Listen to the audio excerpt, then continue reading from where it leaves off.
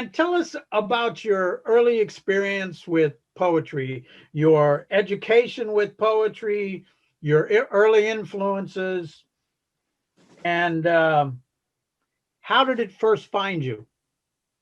When I was a girl in rural Texas, our family lived in rural Texas on what had been a 2,000-acre ranch. It had been converted to a camp. And we were 13 miles outside of town, and the little school there was first grade, didn't have kindergarten then, first grade through 12th grade, with a total of 210 students. So my classes often were 10 people, maybe 12, sometimes 8 as they got older. And the reason I'm saying that is our school is a 1A school, and we competed in, I competed in poetry recitation and as a girl, and it was a big deal. So my classmates, we had to compete to represent the school, and then we did the regional, and Texas was the one that originated what's called the University Interscholastic League. There was also music appreciation, art appreciation, reading, writing essays, debate, extemporaneous speaking. I found it foundational. We were given some poems from which to pick, which elementary school kids could recite pretty well. And the standard, The Village Blacksmith, House by the Side of the Road. Actually, I did Renaissance by Edna St. Vincent Millay one time. Anyway, my girlhood friends and I still talk about it. But we dressed up, and nice church shoes and socks and dresses, and we would ride at least 30 miles on the bus through the canyons of the hill country to Rock Springs, to Canepa, to Camp Wood, these tiny Harper. Like, people can look that up in the hill country. And these tiny little, but we competed and we were serious. So that's not what I would say is my foundation. And our family always had books around. We were fortunate and played pretty music. One of my favorite books is the 101 Best Poems. Now, there are many poem books by that name, but those slim little, poetry books are little tiny power stations.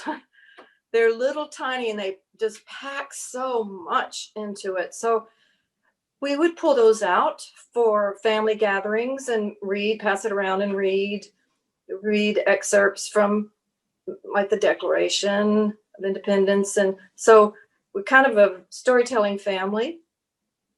That was my first encounter. And I did compete in high school. When we moved to Austin, I would be in 9th grade, and I did compete in Austin, but it's different. It was so big, but I still competed. I'll start with the first poem in the book, A Portrait in Bronze of the Eclipse. We had not expected metallic light, bunched as we were in solar glasses, opened our arms to it, beseeching it as if we could catch the color like drops of rain, or hold a robin with both hands. But the light would not be contained. It cast shadows crisp as shadow lines. Ripples skittered over our shoes and across the sand. And the air softened like night.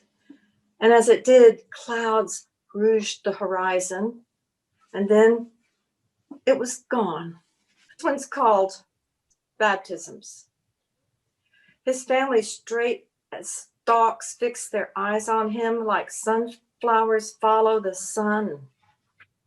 Dressed in white, short pants, long socks, he peeked over the pleated shoulder of the black robe, canted his eyes from parents to pastor, who dampened his hair 3 times, Father, Son, Holy Ghost. After the service, I stepped into the light of his mother's smile to pat his back, and he reached for me, curled a dimpled arm around my neck, pressed the petal of his ear to my cheek, and it was I who was anointed. This is the third one of the first three. 3 dreams. In 1960s Kodachrome, 3 sisters, less than 3 years apart, sit cross-legged, unself-conscious, hair tousled, streaked with sun, play clothes strewn across their chests. One squints, puts her elbow on her knee. The second shades her face, and the third sits straight back, blue eyes wide with surprise. 3 sisters, tossed in the air by their father, scramble into a bubbled bath to crowd the tub. One by one, hoisted by their mother, toweled dry. Sisters, hair fragrant with soap, giggle into gowns before supper and stories. Tucked in one bed, loose-limbed, shallowed breaths, curl from each other to dream, dreams that one day must pull them apart. This is Winter Orange in memory of Sarah Scruggs. From her breakfast table, she stares out the south window. Bare branches reveal her neighbor's deck. Their forgotten mop leans against a tilted bucket.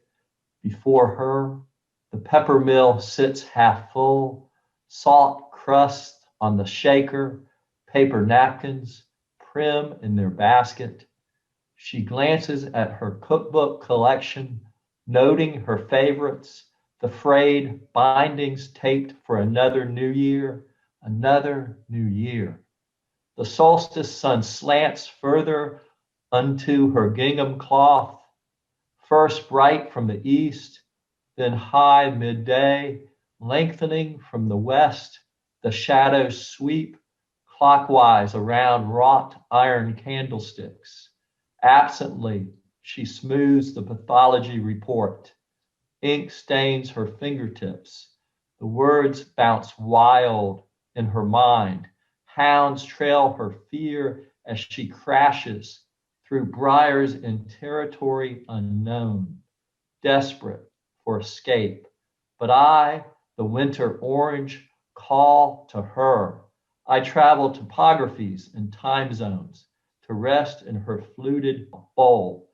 To her I say, hold me with both hands. Behold my rich color. When you pierce my skin, I anoint you. Inhale. Let my fragrance calm you.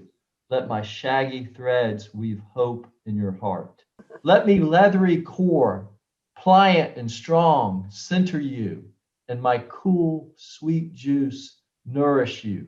Come to me, choose me, accept my blessing. After a time, she rises from her table, reaches for her apron and the rest of her life.